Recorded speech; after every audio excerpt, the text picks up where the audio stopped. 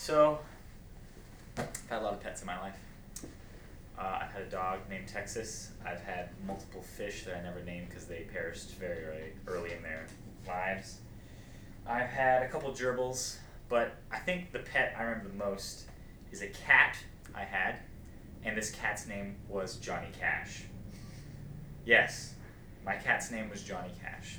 Now, Johnny Cash wasn't just any cat. He was a wild cat. I don't know if anybody's ever read the book series called Warriors. Well, I did because I was a complete nerd. But essentially what Warriors was about cats and the secret underground world of cat clans and how they fought in the forest. And being the 10-year-old I was when I had Johnny Cash, when he was still alive, I imagined him in this way. I imagined him as part of this clan, right? And so we would let him outside, and we lived in Texas at the time, so he would go out and do God knows what. I don't know what that cat did. I don't know what that man did, but whatever he did, he had a good time. And I remember one day, specifically, seeing him just relaxing on the driveway. We had just gotten home from the hospital, and my sister was sick, and everything was just horrible, and everybody was just panicking.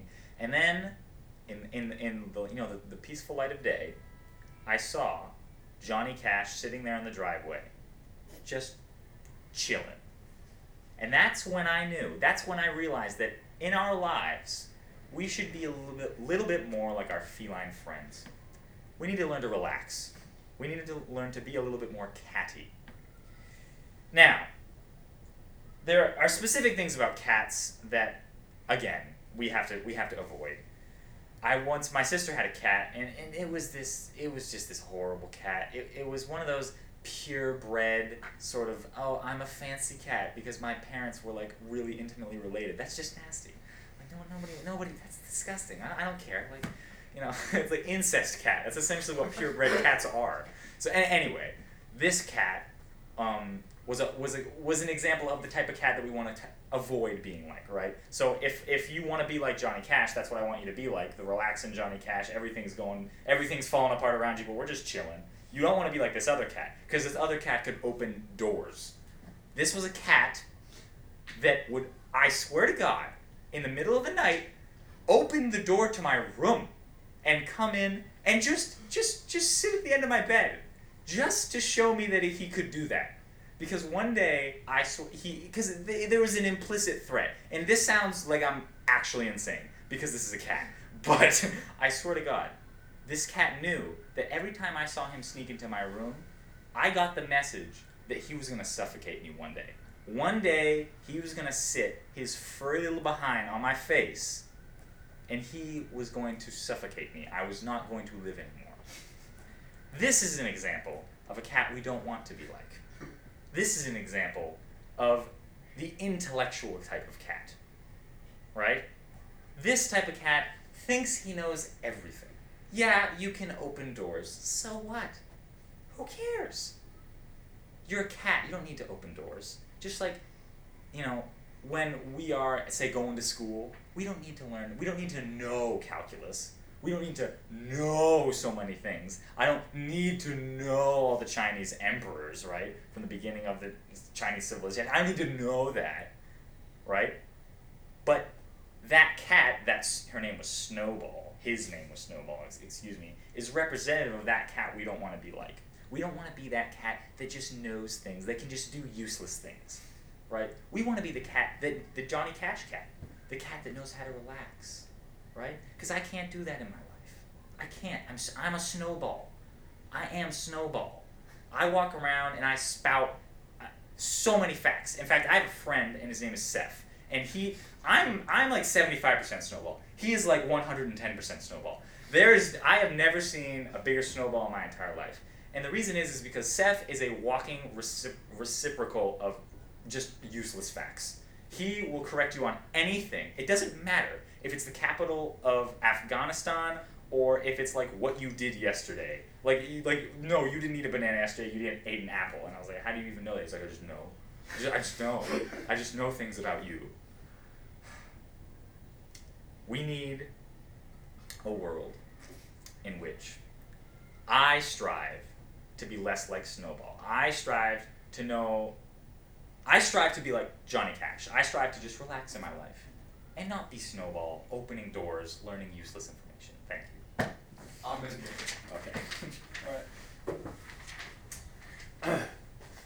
Okay, Zach. Yes. I look forward to your response when you watch this, because I know you, and you know I know you, and so you and I both know that you were like trying things there. Mm-hmm. You were trying certain persona things. You did it last year. Mm-hmm. You tried persona last year. I'm going to try to be less serious. I'm going to try to be that. I'm going to try to be this, right? And that's good. That's exactly what you should do. And if you then use your critical judgment by observing, honestly, the results of what you tried and applying them to future things. I'm going to tell you what I saw with the same caveats that I had with everybody else, Max about his gestures, Amy about her hipness, whatever. Good opening. I like the opening. Chilling. I don't know why. I suppose because it's a common word. It's a cool word, but it's common. And so can we be less common and have the same type of flair as chilling? Because effective use of language, right?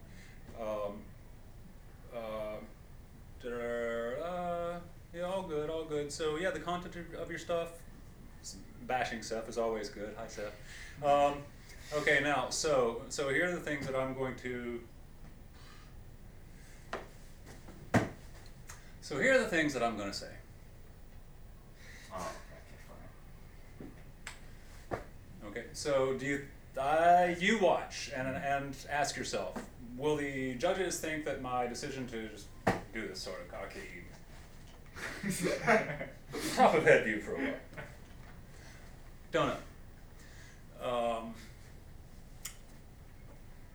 I put, with all love and respect and endearing Burrellness, I put, don't ham.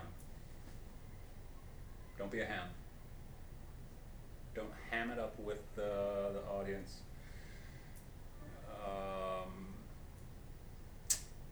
Yes, you heard me. I don't think you should do that. Okay. Because you're being self-conscious and congratulating yourself for what you just said. Hear it, reflect on it, take it, leave it. It rubbed me not rightly. If I was a cat, I would have walked away from you at that point. Don't rub me that way. Rub me the right way. Say something and let me go. Did I hear that? Just because. Just because. So again, take it, leave it, but above all, watch it. And tell me yourself. Your language should speak for itself. You should not congratulate it by speaking about it. Look what I just said. That's basically what that move does. Yes, you heard me right. Maybe instead of, and this ham is look at me. All right? Now, and in our philosophical talks, we have talked about like this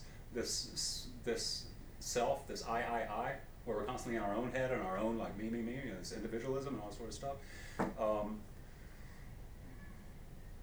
The ideas are typically what we want to hear, and we really don't need so much talk about you, because the ideas are coming out of you. So let us see the ideas and less of you, because we're noticing you, right? So the fewer I's in your stuff and me's in your stuff, perhaps the higher your persona goes in the eyes of your audience, because we don't like people that talk about themselves a lot. That's just a general fact, isn't it? Right? So that's why my third bullet point is less self-reference. You can say the exact same stuff. I just challenge you. Use I and me less. The exact same ideas. It's just like when I taught you guys formal writing. How you can write an essay without using the word I, me, us, we a single time. The ideas can stay. You can take all of those personal pronouns out, and the ideas are every bit as attractive without the I, me, we, us, you involved in it.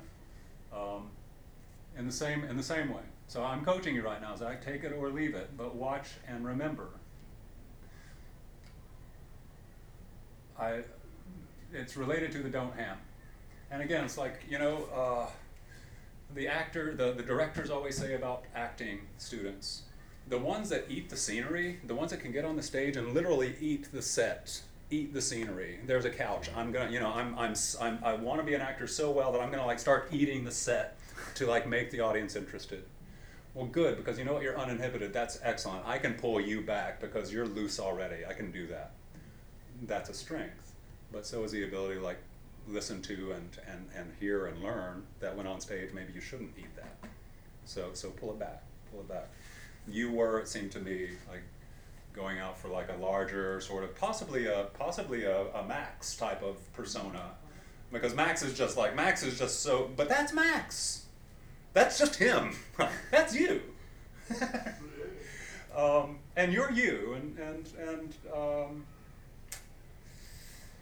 I don't think you need the big gestures, the more, as I put, overactive face and inflection.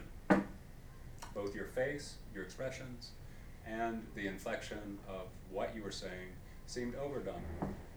And if it felt overdone, well, guess what? I'm your audience. So no matter what you intended, I'm your audience, and that's what was received.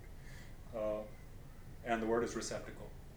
I don't know that. Reciprocal. I was like, I got that word right. Get it right. One over X.